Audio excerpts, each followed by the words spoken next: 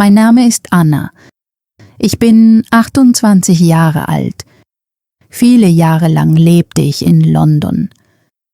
Aber letzte Woche kam ich in die kleine Stadt zurück, in der ich aufgewachsen bin.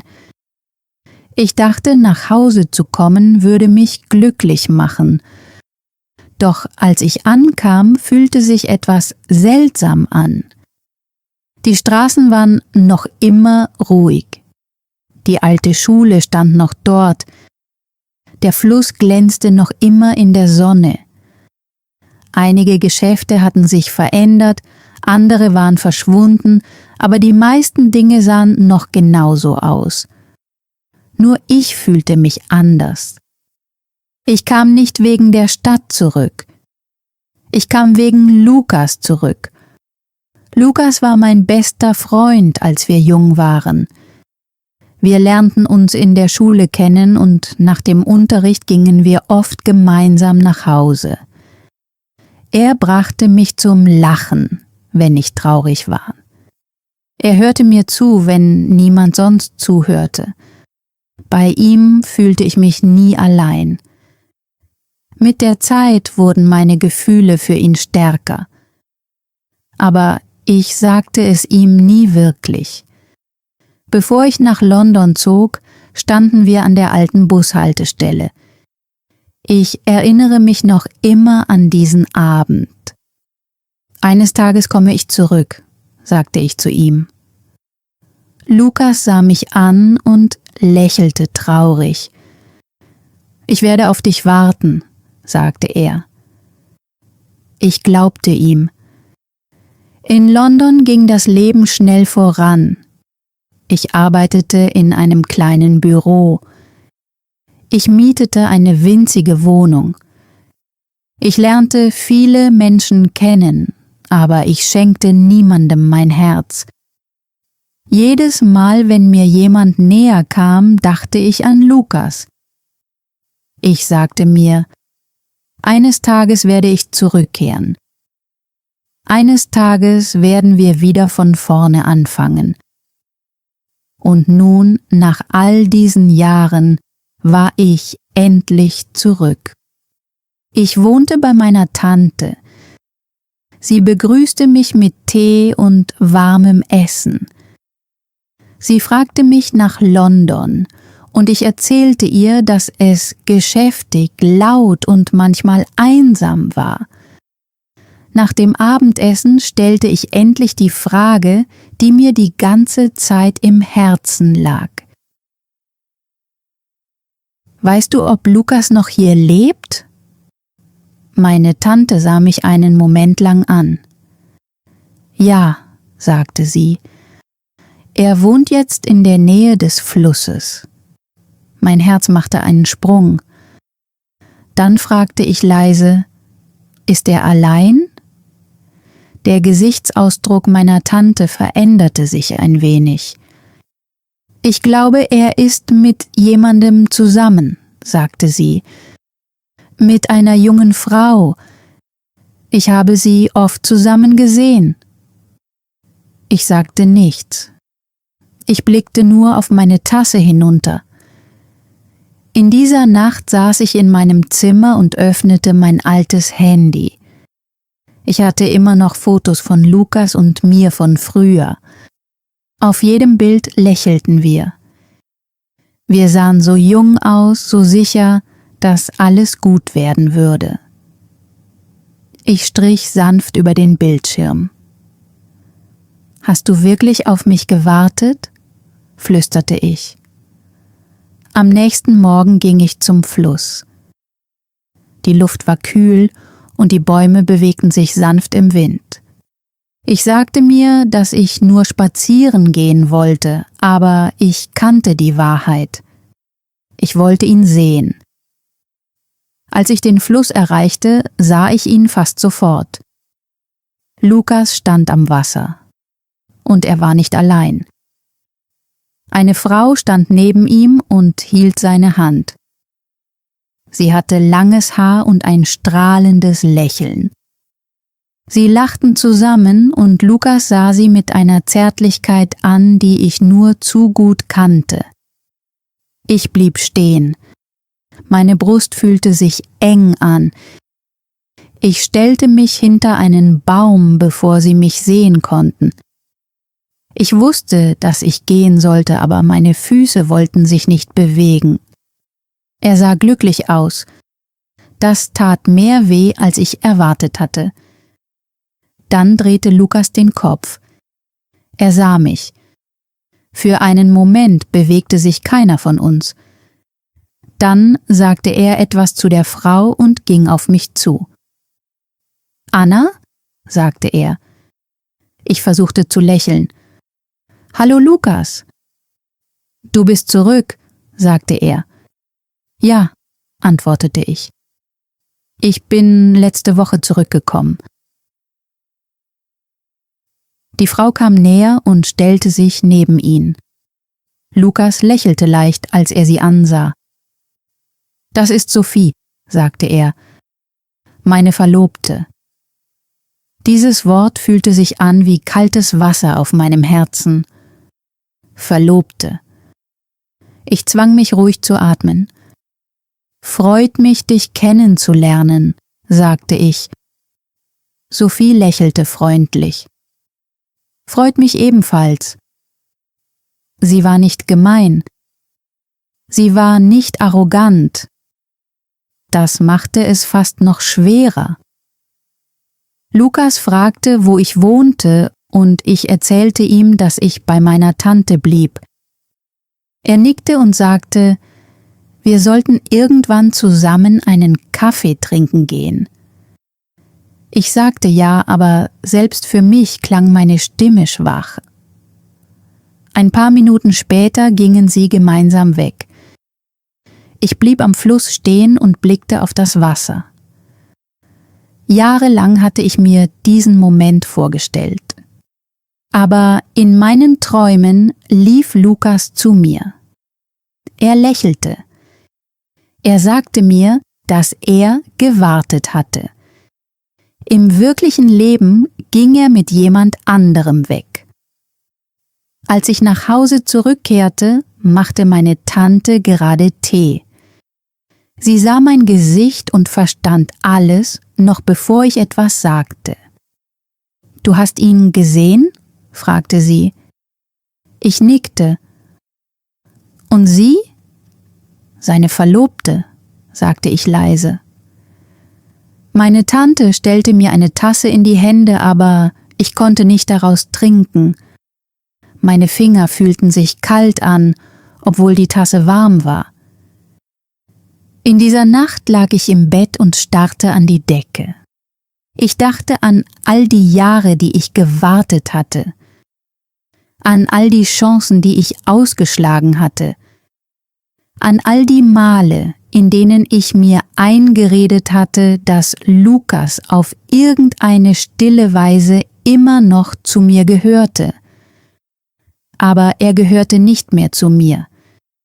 Vielleicht hatte er das nie getan. Am nächsten Tag verließ ich mein Zimmer nicht. Ich beobachtete den Himmel durch das Fenster und stellte mir immer wieder dieselben Fragen. Warum habe ich so lange gewartet? Warum bin ich nicht früher zurückgekommen? Warum habe ich geglaubt, dass ein Versprechen von vor vielen Jahren für immer bestehen bleiben könnte? Am Abend machte mein Handy ein Geräusch. Ich nahm es in die Hand und erstarrte. Es war eine Nachricht von Lukas. »Können wir uns morgen treffen?« Mein Herz begann schnell zu schlagen.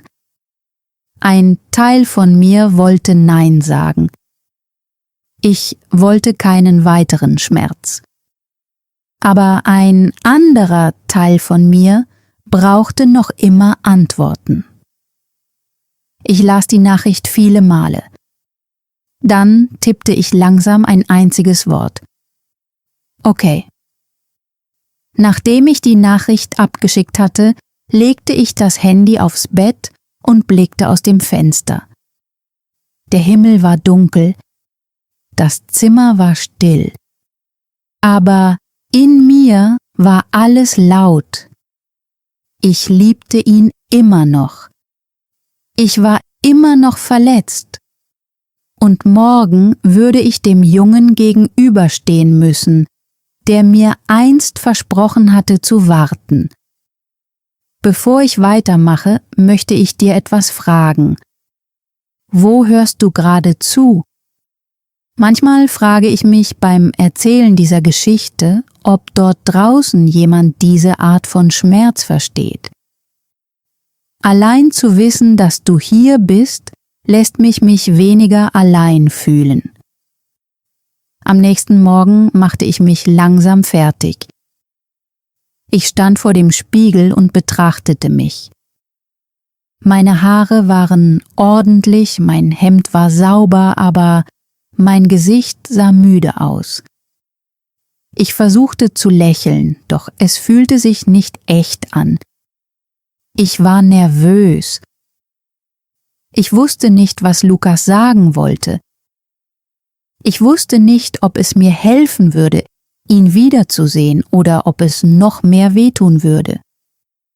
Wir trafen uns in einem kleinen Café in der Stadt. Als ich hineinging, saß Lukas bereits an einem Tisch am Fenster. Er stand auf, als er mich sah. »Hallo Anna«, sagte er. »Hallo«, antwortete ich. Wir setzten uns einander gegenüber. Für einen Moment schauten wir beide nur auf den Tisch. Dann fragte er nach meiner Tante. Ich fragte nach seiner Arbeit. Zuerst sprachen wir über einfache Dinge, über die alte Schule, unsere Lehrer und die Menschen, die wir früher kannten. Es fühlte sich fast normal an. Fast. Dann lächelte Lukas leicht und sagte, »Du siehst noch genauso aus.« Ich lachte leise. »Du nicht«, sagte ich. »Du siehst älter aus.« Er lachte ebenfalls. »Ich fühle mich auch älter«, sagte er. Für ein paar Minuten vergaß ich den Schmerz. Es fühlte sich an, als wären wir wieder jung. Aber die Wahrheit saß immer noch zwischen uns.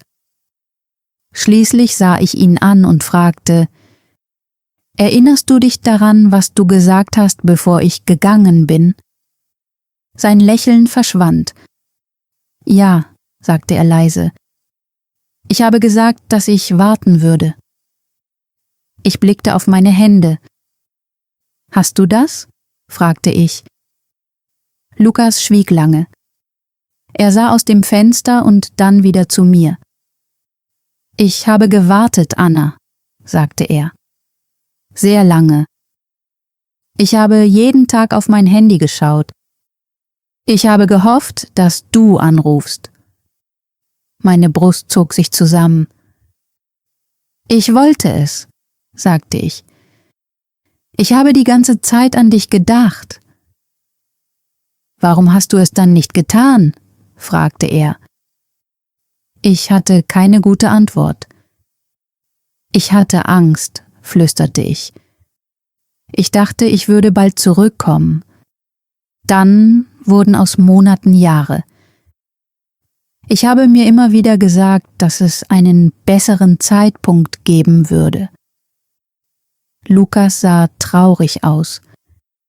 »Nach 2 Jahren dachte ich, du hättest mich vergessen.« Ich schüttelte schnell den Kopf.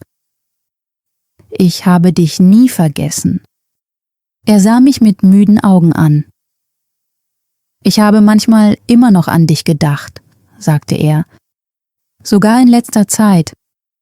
Aber du warst nicht hier.« »Jetzt bin ich hier«, sagte ich leise. Er blickte nach unten. »Ja«, sagte er, »aber jetzt ist es zu spät.« Diese Worte taten mehr weh, als ich erwartet hatte. Zu spät. Ich holte tief Luft. »Wie hast du Sophie kennengelernt?«, fragte ich. Er sah überrascht aus, aber er antwortete. Eines Tages kam sie in den Laden, sagte er. Sie war neu in der Stadt. Wir haben uns unterhalten. Dann kam sie wieder. Sie brachte mich zum Lachen. Sie war freundlich zu mir. Er machte eine kurze Pause. Ich hatte nicht vor, mich in sie zu verlieben. Ich war einfach müde, auf etwas zu warten, das sich längst verloren anfühlte. Ich wandte mein Gesicht ab, weil mir die Tränen kamen. Dann stellte ich die Frage, vor der ich mich am meisten gefürchtet hatte. Liebst du sie? Lukas schloss für einen Moment die Augen. Ja, sagte er, das tue ich. Es fühlte sich an, als würde mein Herz leise zerbrechen. Er sah mich an und sagte, es tut mir leid, Anna. Ich versuchte zu lächeln. Es ist nicht deine Schuld, sagte ich. Doch innerlich wollte ich weinen. Ich wollte zu dem Tag zurückkehren, an dem ich gegangen war. Ich wollte ihn früher anrufen. Ich wollte die Zeit anhalten, bevor sie ihn mir nahm. Aber die Zeit wartet nicht, nur weil wir noch nicht bereit sind. Wir redeten noch eine Weile weiter, aber nichts fühlte sich mehr leicht an. Dann sah Lukas auf seine Uhr. Ich sollte gehen, sagte er. Sophie wartet auf mich. Ich nickte. Natürlich. An der Tür drehte er sich noch einmal zu mir um. Es war schön, dich zu sehen. Dich auch, sagte ich. Dann ging er. Ich ging zurück zu unserem Tisch und setzte mich wieder hin. Sein Stuhl war jetzt leer. Lange Zeit starrte ich ihn an. Dann legte ich meine Hand auf meine Brust und flüsterte, es ist wirklich vorbei. Als ich nach draußen ging, schien die Sonne warm, aber mir war kalt. In dieser Nacht aß ich nichts. Ich saß am Fenster im Haus meiner Tante und schaute zu den Sternen hinauf. Meine Tante kam leise herein. »Du hast ihn getroffen?« fragte sie. »Ja«, sagte ich. »Geht es dir gut?« Ich schüttelte den Kopf. »Nein«, flüsterte ich. »Aber ich glaube, es wird mir wieder gut gehen.« Nachdem sie gegangen war, blieb ich allein im Dunkeln sitzen. Ich fragte mich, warum ich so lange gewartet hatte, warum ich nie angerufen hatte, warum ich geglaubt hatte, dass ein Versprechen aus der Vergangenheit ohne Pflege weiterleben könnte. Am nächsten Tag ging ich zum Fluss und setzte mich auf eine Bank. Das Wasser floss langsam dahin. Enten schwammen am Ufer, in der Ferne lachten Kinder. Alles um mich herum war voller Leben, aber mein Herz fühlte sich schwer an. Ich dachte an Lukas Lächeln, seine Stimme und an den Jungen, den ich früher gekannt hatte. Ich vermisste ihn, aber ich kannte auch die Wahrheit. Er gehörte nicht mehr zu mir. Später in derselben Woche sah ich ihn wieder mit Sophie. Sie gingen gemeinsam die Straße entlang. Sophie lächelte ihn an und er lächelte zurück. Dann bemerkte Lukas mich.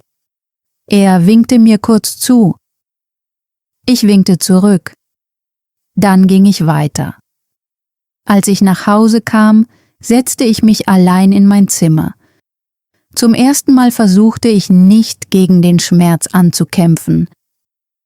Ich erlaubte mir, ihn zu fühlen. Ich erlaubte mir, ihn zu verstehen. Und langsam, ganz langsam begann ich, ihn loszulassen. Am nächsten Morgen wachte ich noch vor Sonnenaufgang auf. Der Himmel draußen war blass und grau. Ich setzte mich auf die Bettkante und starrte lange auf den Boden. Ich weinte nicht mehr, aber ich fühlte mich immer noch müde. Mein Herz war jetzt ruhig, aber noch nicht glücklich. Es fühlte sich leer an, als wäre etwas gegangen und nie zurückgekehrt. Ich zog mich an und ging nach draußen. Die Straßen waren kalt und still. Die meisten Menschen waren noch nicht wach. Langsam ging ich zum alten Park, dem Ort, an dem ich als Kind gespielt hatte. Ich setzte mich auf eine Holzbank und betrachtete die Bäume. Ihre Blätter bewegten sich sanft im Wind. Irgendwo über mir sangen Vögel. Zum ersten Mal seit vielen Tagen versuchte ich nicht, meine Gedanken aufzuhalten. Ich dachte an London. Ich dachte an die Jahre, die ich allein verbracht hatte. Ich dachte an die Entscheidungen, die ich getroffen hatte. Ich dachte an Lukas.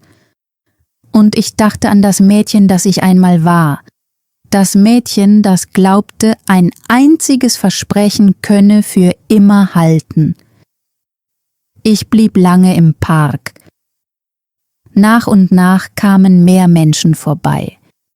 Ein Kind rannte einem Hund hinterher. Ein alter Mann ging langsam mit einem Stock spazieren. Eine Mutter schob einen Kinderwagen den Weg entlang. Die Welt bewegte sich weiter. Und vielleicht konnte ich mich auch langsam wieder weiter bewegen. Später ging ich in einen kleinen Laden und kaufte Brot und Milch. Der Mann hinter dem Tresen lächelte mich an. »Sind Sie neu hier?« fragte er. Ich schüttelte den Kopf. »Nein«, sagte ich. »Ich habe früher hier gelebt.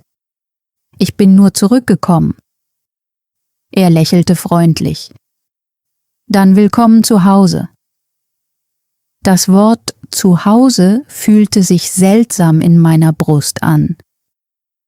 Als ich zurückkam, war meine Tante in der Küche. Sie schnitt Obst und machte Tee. »Du siehst heute etwas besser aus«, sagte sie.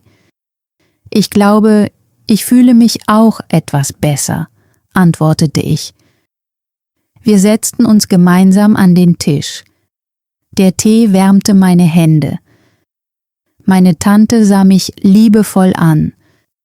»Du hast ihn lange geliebt«, sagte sie. »Das macht dich nicht töricht. Es bedeutet nur, dass dein Herz treu war.« Ich blickte nach unten. »Aber jetzt liebt er jemand anderen.« Sie nickte. »Ja, und das tut weh.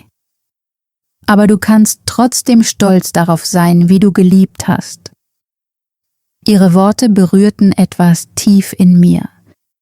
Dann nahm sie meine Hand und sagte, »Eines Tages wird dich jemand lieben, ohne dich warten zu lassen.« Ich antwortete nicht.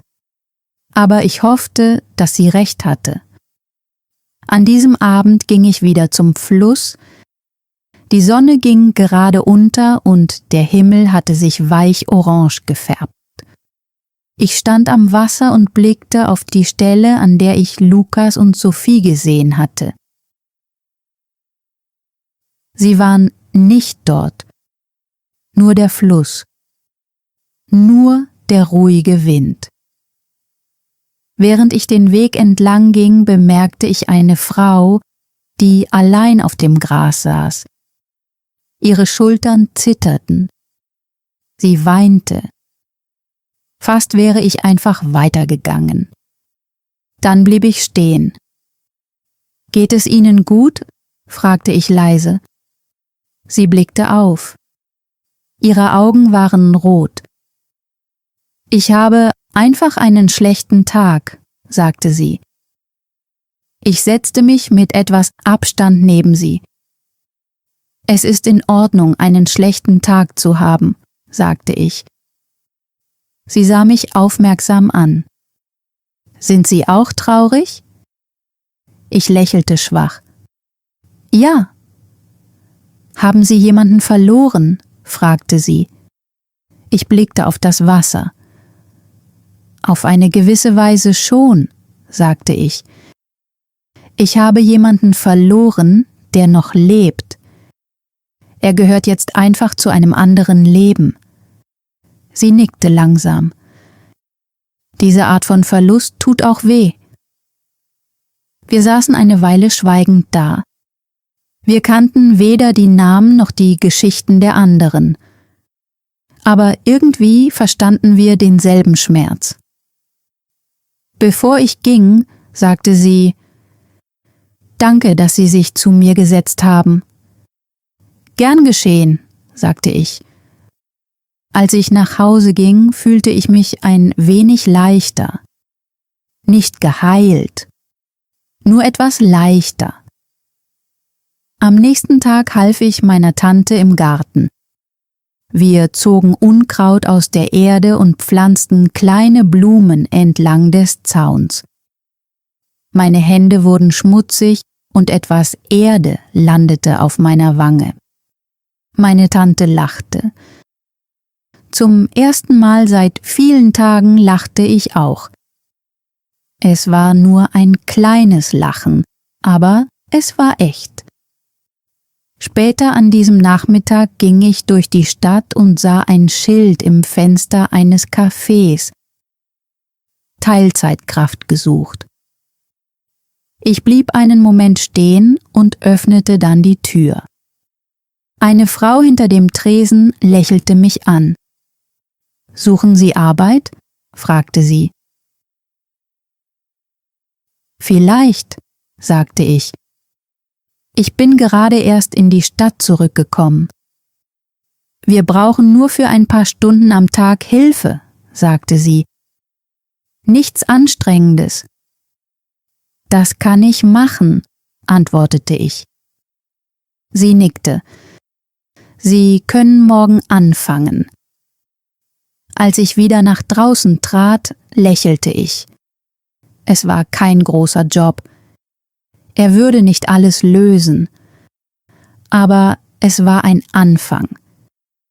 Etwas Neues, etwas, das mir gehörte. An diesem Abend sah ich Lukas wieder. Er war auf der anderen Straßenseite mit Sophie. Sie hatte sich bei ihm eingehakt und er lachte über etwas, das sie gesagt hatte. Er sah mich nicht. Für einen Moment blieb ich stehen. Ich wartete darauf, dass der Schmerz mich wieder so traf wie früher. Aber das tat er nicht. Da war Traurigkeit, ja. Eine sanfte Traurigkeit. Aber da war auch Frieden. Ich sah ihn an und verstand etwas. Er hatte losgelassen. Und jetzt konnte ich das auch. Ich ging weiter. Als ich nach Hause kam, hatte meine Tante Abendessen gemacht. Wir aßen zusammen, spülten das Geschirr und unterhielten uns über einfache Dinge. Dann sagte ich: »Ich glaube, ich werde noch eine Weile hier bleiben.« Meine Tante lächelte. »Das freut mich«, sagte sie.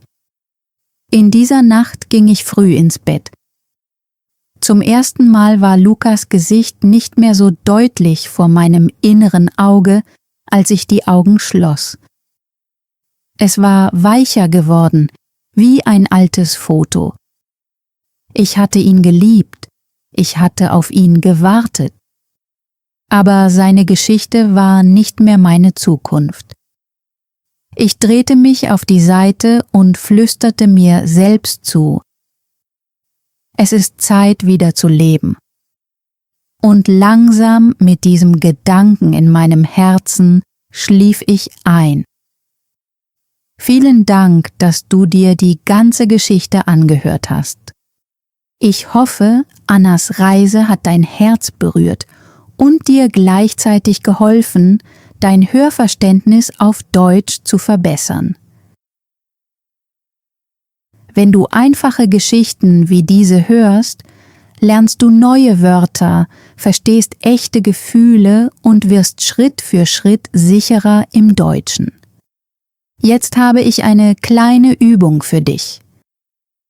Schreibe einen einfachen deutschen Satz mit diesem Wort in die Kommentare Hoffnung.